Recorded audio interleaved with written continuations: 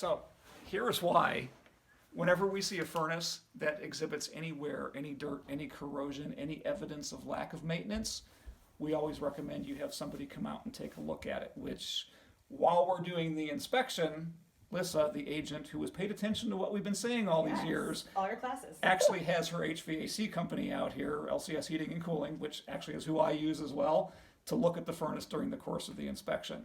So what they did was they actually pulled the high limit switch off of this, which is not something we would do during the inspection because we can't disassemble that furnace.